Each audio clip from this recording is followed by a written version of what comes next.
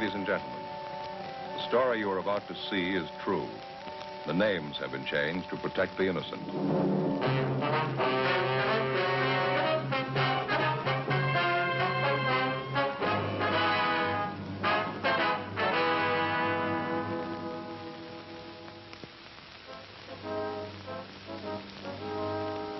It was Tuesday, December 14th. We were working the day watch out of Bunko Division. My partner's Frank Smith. The boss is Captain Steve.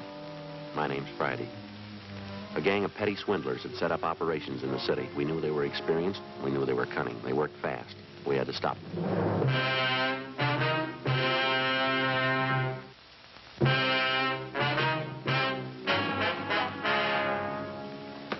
Joe? Yeah. It's Miss Bergstrom. You spoke to her on the phone last night? Oh, yeah, sure. It's my partner, Sergeant Friday, miss. How do you do? Glad to know you. These are the things you told me about, are they? Yes, here they are. Sure make them look nice, don't they? Yeah. Let me take the back off the watch for you. You can see for yourself, Sergeant. It's just junk. Nothing inside. Doesn't look like it's worth 15 cents. He charged me $48 for that watch. He said it was wholesale. He wasn't making any profit on it. He told me he was doing it because he'd known Harry so well. Nothing inside. Just an empty case. Well, how about the pen and pencil set, miss? Just as bad. The pen's just a shell. Won't even write. Same with the pencil. I paid him $30 for them. Mm-hmm. This engraving on the pen with love from Harry? That's Harry, the boy I was engaged to. That's how the man got me interested to start with. He came to my house and gave them to me. The watch and the pen and pencil. He said Harry had ordered them as presents for me. I see. I just had to cry when he brought them. Poor Harry. When did this man come to your home, Miss Bergstrom? Yesterday morning. I guess I should have been more careful, but I didn't think anybody would do a thing like that. What kind of a story did he give you? Well, he came to the door and told me his name was Spencer. He said Harry had ordered these things as presents for me, and that Harry had told him to deliver them to my house.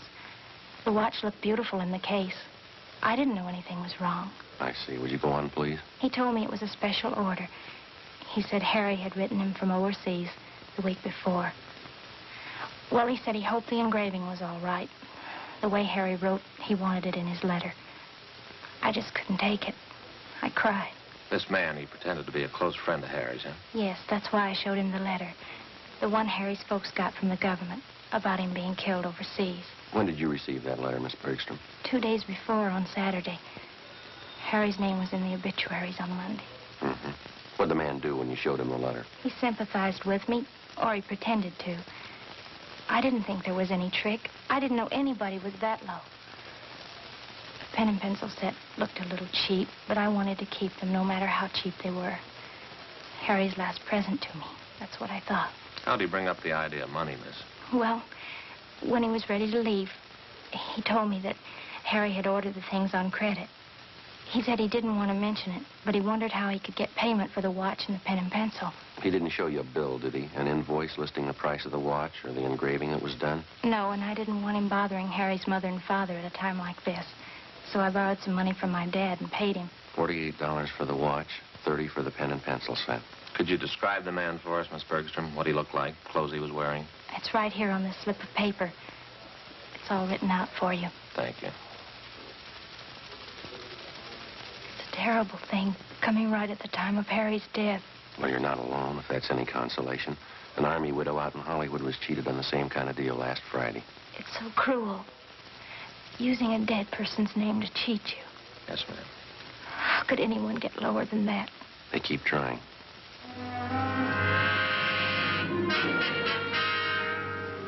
Frank and I took Miss Bergstrom's crime report.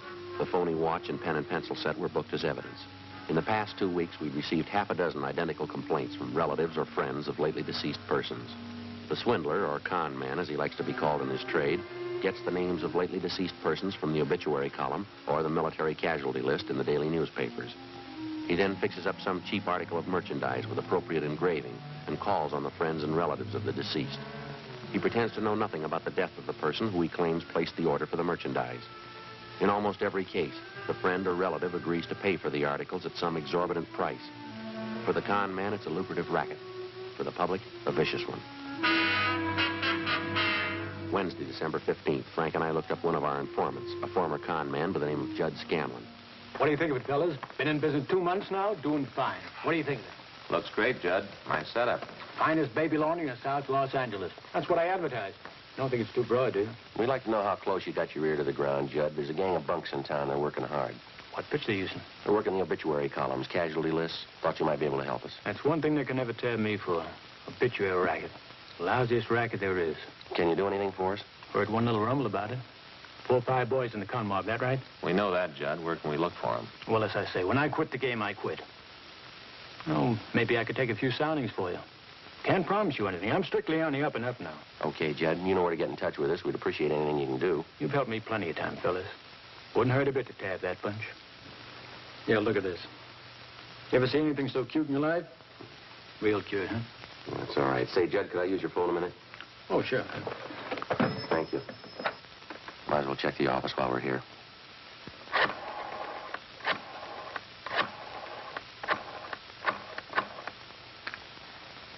"2572, please. Yes, that's right. Bunko Division. Thank you. Hi, Devetta. This is Joe Friday. Yeah, anything doing? Uh-huh. Yeah, is that right? Yeah. Well, what's the name? Uh-huh. I see. Yeah, you bet, John. Right. Yeah, we'll check it. Right. Thanks a lot. Bye. Anything? Yeah, we might have a lead on him. What is it? Reached a woman up in Highland Park, a Mrs. Westerly. Daughter was killed in an auto accident. Last night they came around and sold the woman a watch her daughter was supposed to have ordered. A necklace and a pen and pencil set, too.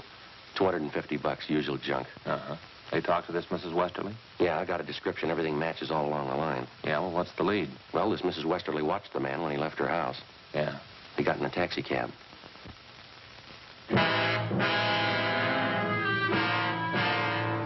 10:30 a.m. While Sergeants Bryant and Ullery got out a broadcast on the suspect, Frank and I drove to the offices of the taxi cab company where we contacted the special agent.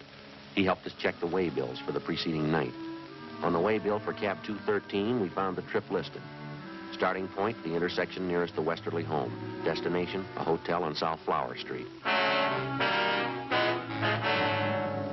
We went to the hotel and interviewed the desk clerk. From the description we gave him, he identified the man as Fred G. Norris from Minneapolis. At least that's the way he'd signed the hotel register. The clerk told us that Norris wasn't in. We had him show us his room. In his suitcases, we found quantities of dime store costume jewelry, monogrammed, 24 cheap wristwatches and wallets and handbags done in poor quality imitation leather. Also a portable engraving set. The clerk told us Norris was expected back shortly. We told him to say nothing to the suspect when he arrived. We waited in the room. We called the office to let him know where we were. 1 p.m. Still no sign of Norris. Let it ring. Think it's Norris? Could be. Call him to see if the room's clear. Yeah. Persistent, huh? No. Guess they gave up. I'll check to see who it was.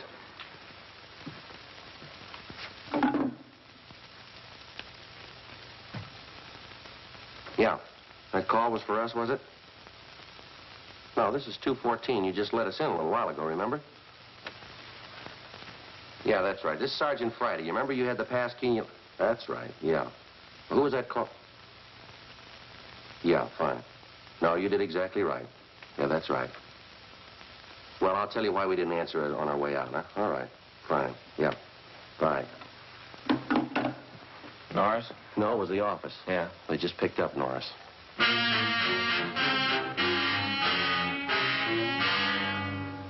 2 p.m. We called the office and arranged for a stakeout at the hotel in case any of Norris's pals attempted to contact him. Then we drove back to the office. They told us Norris had been recognized from his description and picked up by Unit 1R7 on the way back to his hotel shortly before noon. Frank and I joined Sergeants Ullery and Bryant in the squad room where they'd been questioning the suspect. He looked about 40 years old, white male American, about 5 foot 8 inches tall, 160 pounds. He would admit nothing. You're wasting our time and your own, Norris. Face it. You were playing a rough game and you lost. Now, how about it? You're going to feel pretty silly when you find out you got the wrong guy. We got witnesses and evidence that say you're the right guy. You've got no evidence on me. I'm clean. Who do you work for, Fred? Company in the East. You wouldn't know them. You must have a business card, some kind of identification from the company. Well, I haven't. They don't give us any. You expect us to swallow that? I don't expect you to swallow anything. You can do what you want about investigating me. You haven't a thing to hold me on. Why not just stick me up and let's get it over with? Now, let's stop kidding, Fred. You've been in the con game so long you can't talk straight even when you want to. I got 2 suitcases of goods in my hotel room. If you think you can make me on that, you can go ahead. We got more than that, Norris. We got the people you swindled. They'll tab you. How about it? You want to do it the hard way? Joe? There's no use wasting any more time with them. You got that list of victims? Yeah. The ones with the check marks are the ones that tabbed Norris. Thanks.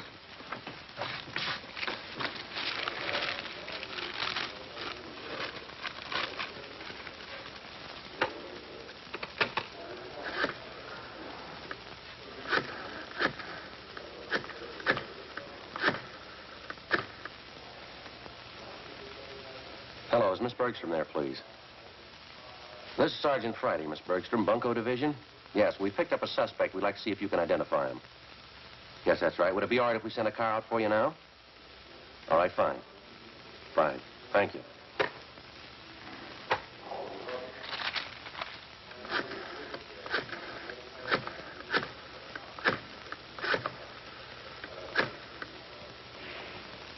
Mrs. Westerly? Miss Westerly, this is Sergeant Friday, Bunko Division. Yes, ma'am, that's right. Yes. We've got a suspect down here. We'd like to see if you can identify him. Could you come down if we sent a car out for you? Fine. Thank you very much, ma'am. Yes, ma'am. Goodbye.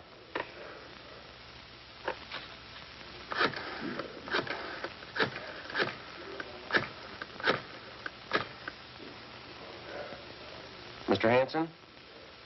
No, that's all right. I'll hang on. This is the Los Angeles Police Department. Can't sit here all day. Quiet, he's on the phone. Hello, Mr. Hanson? Well, this is Sergeant Friday, Bunko Division. Yes, sir, that's right. Police Department? How are you, sir? Fine, thank you. Say, Mr. Hanson, we have a suspect in custody down here. No, I say we have a suspect in custody down here. Wondering if you could come down to identify him. Yes, that's right. Yeah, that watch deal. Yes, sir.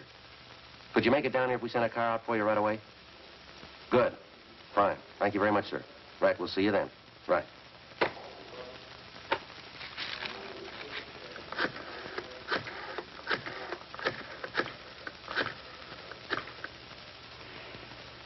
Hello. Hello, is Miss Cronin there, please? This is Sergeant Friday calling, Miss Cronin. Bunko Division? That's right, Los Angeles Police Department. Sorry to disturb you, but we have a suspect in custody down here. Yeah. Hey, Sergeant. Yes, ma'am, that's right. Sergeant? Would you hold on a minute, please? Put down the phone. Yeah. You've got me.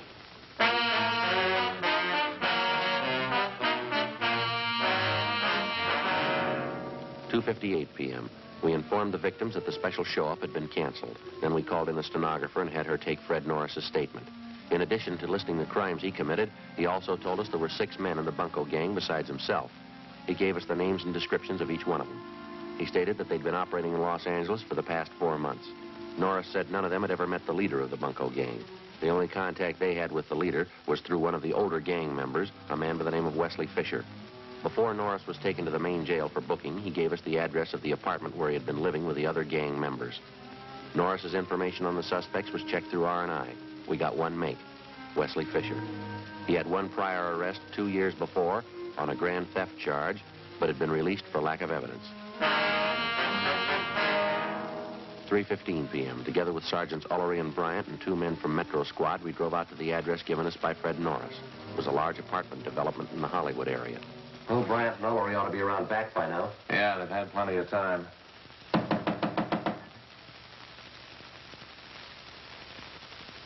I'll try it again. Did you want to see the people that live there? Yes, ma'am. Did you want to check the garbage disposal? I've got a key. I'm Mrs. Callahan, the manager. No, ma'am, we want to talk to the tenants. I'm afraid you're a little late. What? They just moved out, bag and baggage.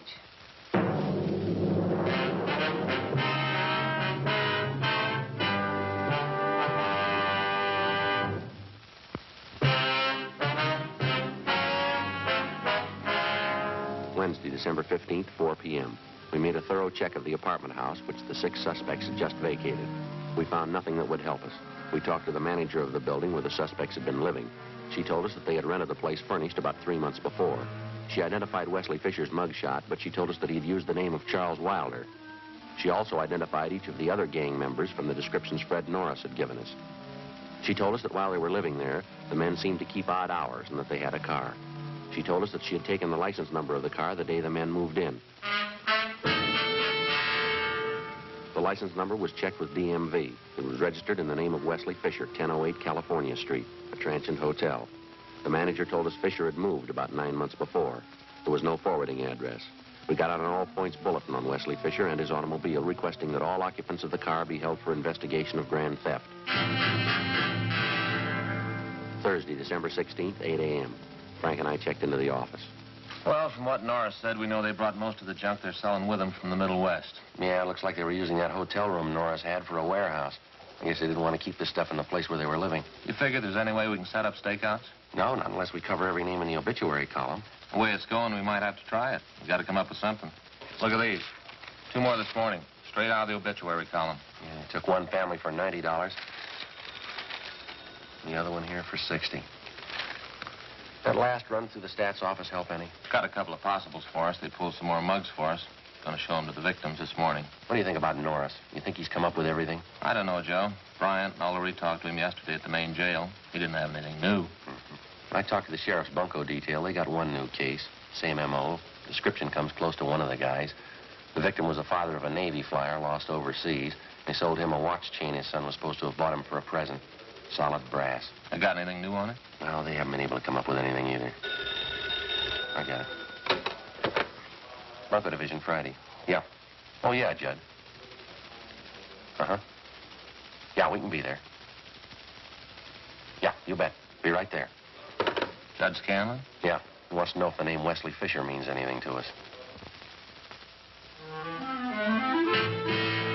Well, I don't know what it's worth, but my brother Max called me up this morning. You remember Max, don't you? No, I don't think so. Well, he's a night bartender at the Parrot, you know, and last night he spotted a couple of guys at the bar. They had a couple of day-old newspapers. Uh-huh. They were sitting there with the papers turned to the obituary column. They were checking off names and writing down addresses. Max is sharp that way. He spotted them right off. Does Max know these two men he spotted? No, not by name. But he knew that one of them lived in the hotel next door to the bar. When the hotel night clerk came in for a beer, Max asked him about it. He tagged one of the guys as Wesley Fisher. Did he have anything on the other man? No, the clerk told Max he doesn't live at the hotel. But he spends a lot of time there with Fisher. Uh-huh. Could you give us your brother's home address, Judd? We don't want to contact him at that bar. Sure thing. He just moved. Oh, I see. I don't know. Hope I didn't get you guys out here for nothing. Appreciate it, Judd. It looks good. Seems to fit. That hotel down there. It's a hangout for con men. The angles are all there. Let's hope Fisher is.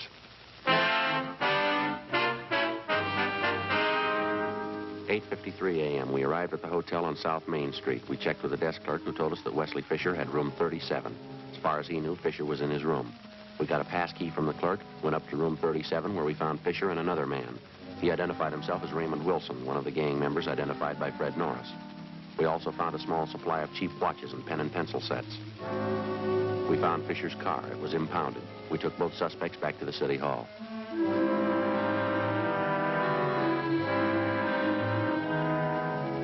We questioned them separately in the squad room. Wilson was first, but he refused to answer our questions. He was taken outside, and Wesley Fisher was brought in. Sit down, Fisher. Thank you. Well, I guess you know why you're here. I haven't the least idea. All right, then we'll tell you. Do you know a Fred Norris? Fred Norris. Name sounds a little familiar.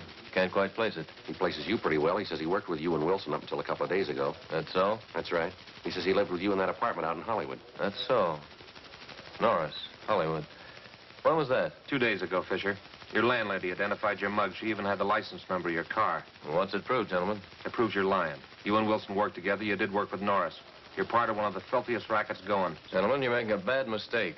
No, there's no mistake, Fisher. Your picture's been identified by at least a half a dozen victims. Now, you can go on playing coy all you want, but we can prove that the pen and pencil sets you sold some of the victims are identical with the ones we found in your car and the ones we got in your room. I haven't any idea what you're talking about. Believe me, that's the truth. You wouldn't know the truth if it followed you, mister. Now, you look. Maybe you're great at conning old men and young girls, but don't try to pass any of it here. Now, just a minute, please. No, you listen, you two-bit thief. I couldn't begin to tell you off for the rotten things you've been pulling off in this town for the past 3 months. That young girl who lost her boyfriend overseas, that widow out in Hollywood, the old man in Highland Park whose wife passed away. You must have felt real sharp cheating them out of a few bucks. Maybe you don't remember, but we do and they do, and you're going to pay for them, mister. You're going to pay good. Are you all through? I'm through, Fisher. You're just beginning. I have nothing further to say, gentlemen. You can talk to my lawyer. Yeah, we'll give him your new address. Yes? Main jail.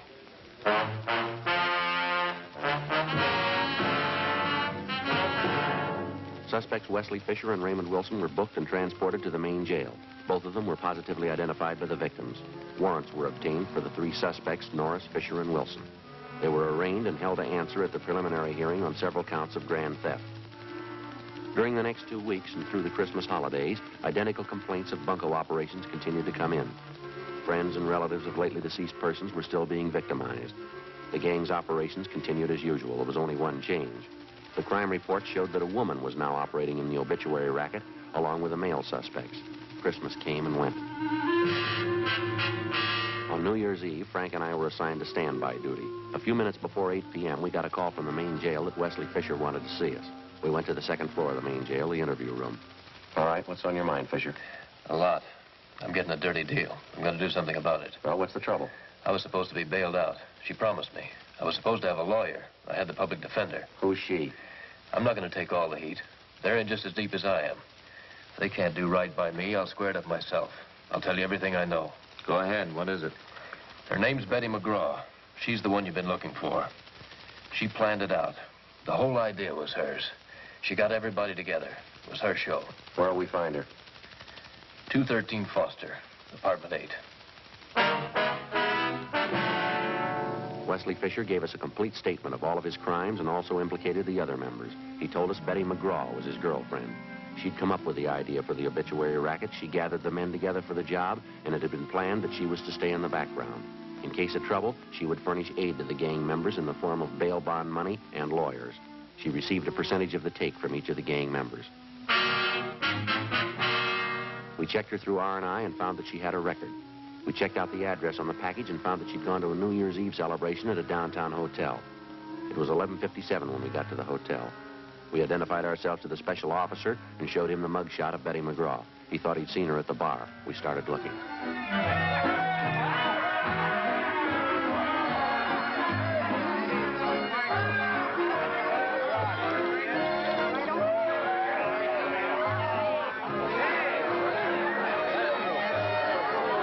Let me get through here.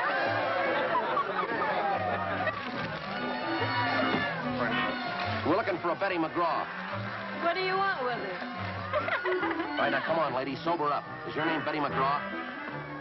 Yeah, I'm Betty McGraw, but I don't know you. Who are you anyway? Police officers. We'd like to talk to you outside. Outside.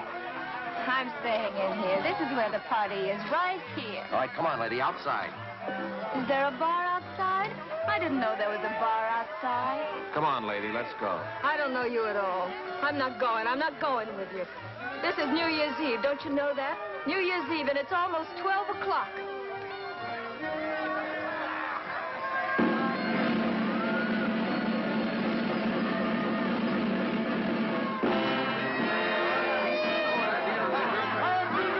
Happy New Year! Happy New Year! No use trying to get through all this. Yeah, we'll have to wait.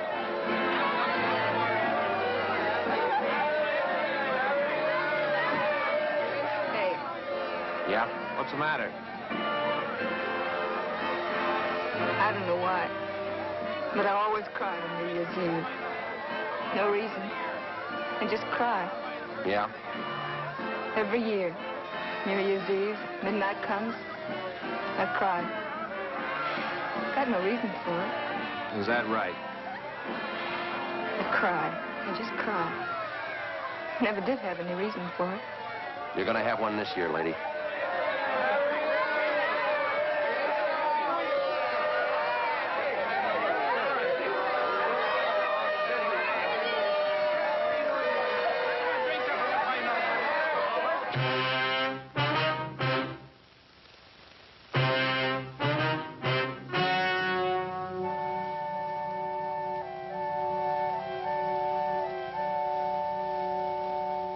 On March 28th, trial was held in Department 93, Superior Court of the State of California, in and for the County of Los Angeles.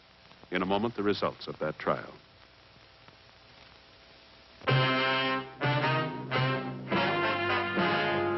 The suspect was tried and convicted on 14 counts of grand theft. The remaining members of the bunco gang were apprehended, tried, and convicted on the same charges and received like sentences. Grand theft is punishable by imprisonment in the state penitentiary for not less than 1 nor more than 10 years.